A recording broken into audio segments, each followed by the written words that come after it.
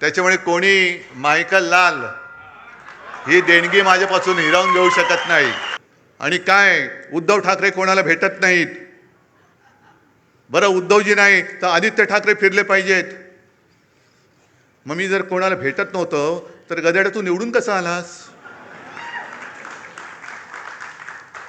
लोकसभेच्या वेळेला सुद्धा तुमच्या सगळ्यांच्या सोबत प्रत्येक लोकसभेमध्ये किमान 6 ते 10 सभा मी तेव्हा घेतल्या होत्या. 6 ते 10 तेव्हाही निवडून आलेले आहेत. पण जर का मी असं गर्वाने म्हटलं की मी तुला तिकीट दिलं, मी तुला निवडून आणलं, मी तुला मंत्री केलं, मी तुला आमदार केलं, मी तुला विधानसभेतल्या मंत्रिपदाची तिथली खुर्ची दाखवली, तर हा माझा गर्व असेल. पण मी गर्वाने नाही बोलू शकत, कारण मला माहिती आहे की उद्धव ठाकरेला किंमत नाही, उद्धव बाळासाहेब ठाकरेला किंमत आहे.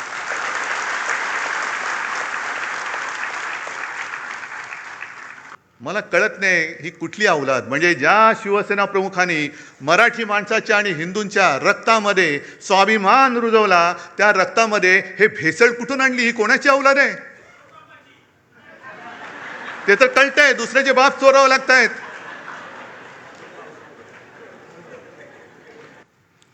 उद्धवजींचं ठीक आहे, पण आदित्यने फिरायला पाहिजे. अरे पण जेव्हा जेव्हा आमच्या कुटुंबावरती हल्ले झाले, कोणाचे असे शाब्दिक किंवा काही आरोप केल्यानंतर यापैकी या गधड्यांपैकी एक तरी छातीची ढाल करून आमच्या समोर उभा राहिला होता त्यांच्या वार झेलायला. आज जी काही गद्दारी झालेली आहे, मी त्या वॉर्डातल्या तमाम मतदारांची आज जाहीर माफी मागतोय.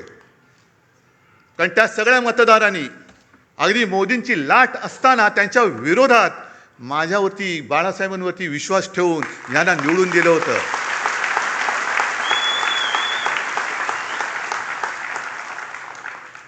जे आम्हाला डिवचलं जात होतं की तुमची मोदींच्या चेहऱ्यावरती खासदार निवडून आलेत, मोदींचा चेहरा न वापरता आपल्या शिवसेनेचे 9 खासदार डौलाने निवडून आले होते. काही थोडक्यात गेले. एक तरी इथली तर सीट चोरलीच. कुठे होते मोदी? आणि त्याच्यानंतर म्हणजे तेव्हा भाजपचे 20 पेक्षा जास्त खासदार ते पण 9 झाले. आणि आज परत फोडाफोडी कशासाठी फोडताय? काय मिळवायचंय काय तुम्हाला? म्हणजे सत्ता पिपासू किती व्हायचं? आज शिवसेना 60 वर्षाची झाल्यानंतर पुढे काय करणार?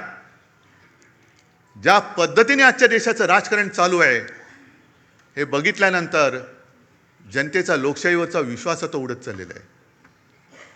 म्हणजे आज 2 कवींनी त्यांच्या कविता सादर केल्या. इंस्टाग्रामवरती आज मी एक कार्टून पाहिलं, ते पण सांगणार आहे. आणि एका कवीची एक कविता ती पण आत्ता मला आठवली. आपण काय म्हणतो? मशाली समोरचं बटन दाबा आम्हाला मत मिळेल. काँग्रेस काय म्हणतं? हातासमोरचं बटन दाबा आम्हाला मत मिळेल. पवारसाहेब म्हणतात तुतारीचं बटन दाबा आम्हाला मत मिळेल. भाजप म्हणतात तुम्ही कोणाचंही बटन दाबा, तो माणूस आमच्याचकडे येणार आहे. मग निवडणुकीचा खर्च करता कशाला? आणि आता हे जे दिवस चाललेले आहेत ते बघितल्यानंतर डॉक्टर लोक आता प्रश्नचिन्हांकित झाले, तर आपण नेमकं करतो काय? कारण जे कार्टून मी म्हणत होतो ते सोशल मीडियावरती आज आले. एका सोने चोराला पोलिसांनी पकडलंय आणि तो चोर त्यांना सांगतो, हो साहेब चोरी म्हणू नका, ऑपरेशन गोल्ड म्हणा. त्याशिवाय डॉक्टर आता गोंधळलेत की आपण चोरी करतोय की ऑपरेशन करतोय. पण हे असं ऑपरेशन जर होत असेल तर तुम्हाला सगळ्यांना आणि आपल्या देशाला मिळून ऑपरेशन कमळ करावं लागेल. हा लोकशाहीचा धोका आहे. लोकशाहीला हा धोका आहे. देश असंच जर का चालत राहिलं तर देश अराजकाच्या दिशेने चाललेला आहे. ही मला वाटणारी भीती आहे. मी भाकीत करणारा नाहीये. ज्योतिषावरती तर माझा बिलकुल विश्वास नाहीये. पण समोर, म्हणजे तुम्ही आता समोर दिसतात तेच भवितव्य आहात. कारण ज्या देशामध्ये तरुणाईला झुरळ म्हटलं जातं, मानलं जातं, त्या देशाचं भविष्य काय असणार? आपल्याला जे काही या निवडणुका हे जिंकतायत, वाटेल ते करून निवडणुका जिंकतायत आणि पदं बळकावतायत. बरं एवढं तर कमी पडतंय, तुमच्याकडे बहुमत आहे तरी स्थानिक स्वराज्य संस्था असतील, आणखीन काही असेल, पलीकडनं कोणाला अर्जच भरू द्यायचा नाही. अर्ज भरला रे भरला की उचल त्याला. कशासाठी हे करताय? एवढं सगळं मिळून तुम्ही जाणार आहात कुठे? काय करणार आहात देशाचं? हे आता जे गेलेत त्याला कैलास साक्षीदार आहे. माझं भाषण झाल्यानंतर तुडुंब सभा होती. माझं भाषण झालेलं एक शेतकरी आला, मळके कपडे, शेतकऱ्याचे कपडे तसेच असतात, आणि एक बटवा घेऊन आला. मला म्हणाला की उद्धवजी, तुमच्या हस्ते ही मला मदत आपल्या उमेदवाराला द्यायची आहे. किती असेल हो त्याच्यामध्ये पैसे? हां, काय शेतकऱ्याची कमाई किती असेल? किती पैसे असतील त्याच्यामध्ये? मी नाही बघितले. पण एवढूसा बटवा होता, पण तो प्रेमाने द्यायला आला होता, आणि त्या प्रेमाच्या एका रुपयाने ती निवडणूक आपण जिंकलो होतो. समोरून पैशाचा महापूर होता, धबधबे कोसळत होते. 50 कोटी काय, 100 कोटी काय? का? तर शिवसेनेला हरवायचं. त्याच्यासाठी हा हरामाचा पैसा हे आपल्या समोर ओतत असताना शेतकऱ्यांसारखी सारी गरीब माणसं त्याच्या कष्टाचा पैसा देऊन आपले खासदार त्यांनी जिंकून आणले होते. कुठे फेडाली पाप? कुठे फेडाल? आणि तेच उमेदवार बोलले होते की खंडोजी खोपडे नाव घेतलं तर तुम्ही काय म्हणता? सूर्याजी पिसाळ नाव म्हटल्यानंतर तुम्ही काय म्हणता? मग 400 वर्ष झाली तरी त्यांच्या कपाळावरचा गद्दारीचा शिक्का पुसला नाही. यांना किती वर्ष लागतील यांच्या कपाळावरचा शिक्का पुसायला? हे ज्यांनी विचारलं त्यालाच विचारा आता, तू काय म्हणतोय? पण आज भाजपा शिवसेना मुळासकट उखडून टाकायला निघालेला आहे. मातोश्रीला बदनाम करायला निघालेला आहे. हा फरक आहे. आणि ही संस्कृती, भले काँग्रेस कोण असेल ती असेल, पण तुमच्या हिंदुत्वापेक्षा काँग्रेस त्यांच्या शब्दाला जागलेली आहे. ज्या मातोश्रीने, ज्या बाळासाहेबांनी, कोण तुम्ही असाल, तडीपार होतात. कशासाठी तडीपार झाला माहिती नाही. आपला वाचो याला. तुम्ही काय केलंय? काही का असे नाही, असू दे त्याला, बसू दे त्याला. हे सगळं बाळासाहेबांनी सोसलं, भोगलं. त्याची फळं तुम्ही आम्हाला दाखवताय. राजकारण हे एवढं गढूळ कधीच झालेलं नव्हतं. खरं म्हणजे राजकारणामध्ये 2 माणसं इकडे तिकडे गेली, 4 माणसं, हे ठीक आहे, पण पक्ष तुम्ही संपवायला निघालेला आहात. ज्या पक्षाने तुमचं बोट धरलं नसतं, तर तुम्हाला कोणी ओळखलं नसतं, तुम्ही तिथेच त्याच वेळेला गाडले गेला असतात, त्यांना तुम्ही आज संपवायला निघालात. बरं, आज मी आणखीन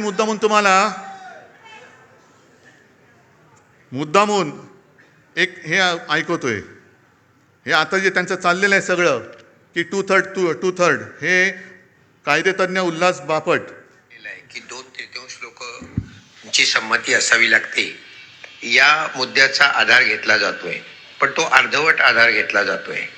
आता 10व्या शेड्यूलमध्ये असं म्हटलेलं आहे की जर का एखाद्या सदस्याने आपणून पक्ष सोडला तर तो डिस्क्वालिफाय होतो या 10व्या शेड्यूल खाली. आणि मग 4थ्या पॅरेग्राफमध्ये लिहिलंय की यातनं कोण कोण वाचू शकतं, तर पक्षांनी जर का विलिनीकरण केलं आणि त्याला 2/3 सदस्यांनी जर का संमती दिली तर ते वाचतात. म्हणजे निर्णय जो आहे मर्जरचा तो पक्षांनी घ्यायचा. या 6 लोकांकडे तो मर्जरचा निर्णय नाहीये. हे त्या तिकिटावर निवडून आलेले, तो पक्ष नाहीये, पक्ष वेगळा आहे. त्यामुळे इथे निर्णय जो आहे तो उद्धव ठाकरेंनी घ्यायचा आहे. आणि मग जर का 2/3 असतील तर ते वाचतील. तर आता याच्यावर सुप्रीम कोर्टाने आतापर्यंत 4 वर्ष हा खटला पडू नये, अजून सुप्रीम कोर्टाने याच्यावर निर्णय दिलेला नाही.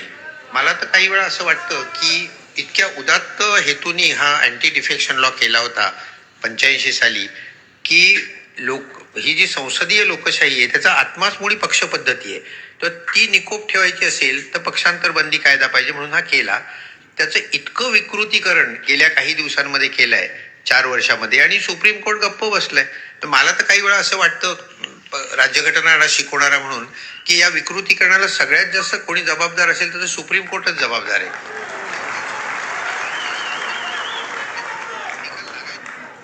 बोला. आता उद्या आमच्या आणि बापट साहेबांच्या डोक्यावरती हातोडा पडेल सुमोटो. कारण झालंय काय की एका बाजूने सुप्रीम कोर्ट आणि आमचे कायदा मंत्री बॅडमिंटन खेळतायत आणि मध्ये आमचं शटलकॉक झालंय. संविधानाचं पण शटलकॉक झाले. हा त्याच्याकडे, तो त्याच्याकडे. अरे देशाची बरबादी होते.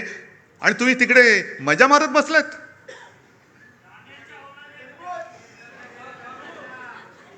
पण आता विचार सगळ्यांनी केला पाहिजे, केवळ शिवसेनेने नाहीये. हा विषय शिवसेनेचा नाहीये. का शिवसेना पाहिजे, एक तर शिवसेना हवी आहे की नको आहे, हा विचार सगळ्यांनी करा. महाराष्ट्राने केला पाहिजे. आज सुद्धा मी जेव्हा जातो, म्हणजे अगदी ठीक आहे, मी जिल्हा परिषद निवडणुकीला नाही फिरलो कोणी. ह्याचं कारण मला स्थानिक नेते उभे राहिले पाहिजेत. त्यांच्या जीवावरती तुम्ही शिवसेनेची धुरा ही स्थानिक पातळीवर तरी सोपवणार आहात की नाही? का प्रत्येक वेळेला आपले पंतप्रधान येतात, अगदी दूध संघाच्या निवडणुकीला सुद्धा भाई और बहिनो, मग माझे स्थानिक लोक आहेत कुठे? बरं, तुम्ही खासदार आहात, तुम्ही आमदार आहात, अरे करा ना निवडणूक, लढवा.